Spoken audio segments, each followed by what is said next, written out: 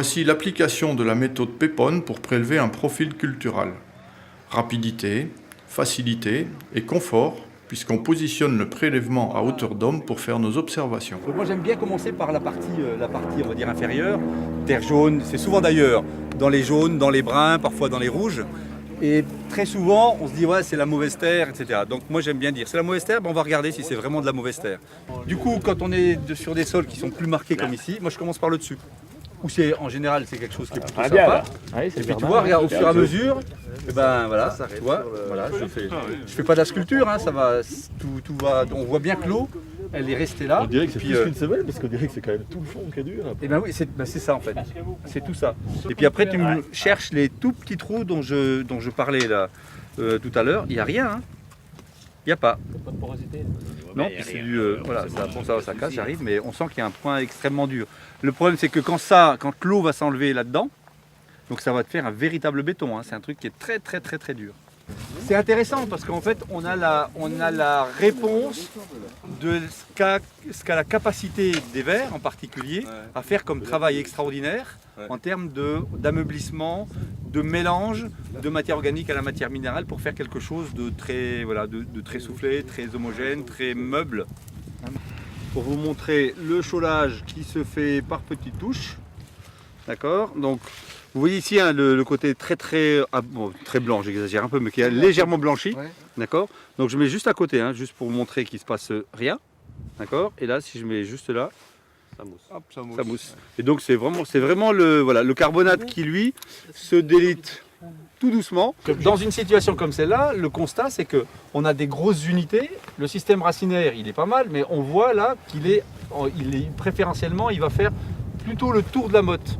Donc si on fait rien, si on continue comme ça, eh bien encore pendant 10 ans, ça va devenir très clairement un gros bloc. Les crevasses d'été, elles descendent jusqu'à quelle profondeur là? Ça peut descendre à 1 mètre de profondeur, sans aucun souci. Une tige de ferraille, moi je descendais. Ouais, donc on pourrait très bien voir effectivement des anciennes fissures. Et je pense que malgré l'hiver humide qu'on a eu, heureusement qu'on a eu l'effet bénéfique du printemps sec, parce que sinon c'était... Mais bien sûr, c'est une évidence. L'eau n'arrive pas à rentrer là-dedans, donc elle est obligée de circuler dans la peau, en gros, entre ces agrégats.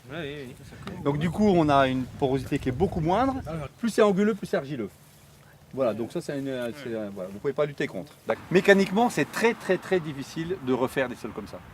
Pourquoi? Parce qu'on n'a jamais ou très rarement les conditions qui permettent à une dent de pouvoir rentrer et avoir un sol qui répond mécaniquement, c'est-à-dire qu'il va pouvoir s'ameublir par l'onde de choc faite par la structure géométrique de la dent. C'est un milieu qui est très acide par rapport au jaune, mais c'est plus facile de rentrer là-dedans. Donc du coup, vous avez de l'eau qui va, qui va circuler le long du système racinaire. Mais globalement, on le voit, c'est bien détrempé. Donc, et on a surtout, c'est ça qu'il faut vraiment retenir, c'est, vous voyez, le travail de la biologie. Comme vous venez de le voir, ces sorties terrain sont très bénéfiques, riches d'enseignements. Les adhérents Gaïa, tous volontaires et demandeurs, profitent tour à tour d'observations dans leurs parcelles, grâce à la méthode Pépone qui nous permet de faire un nombre important de profils dans une après-midi. Nous sommes même allés faire des observations en forêt, milieu soi-disant si idéal, parfait, pour conclure que dans la plupart des cas, quelles que soient les conduites culturales, nos terres et nos prés sont tellement plus vivants et mieux structurés. À bientôt pour un autre reportage sur une activité des groupes Gaïa, la chasse aux vers de terre, ces acteurs essentiels dans nos parcelles, avec recensement et identification.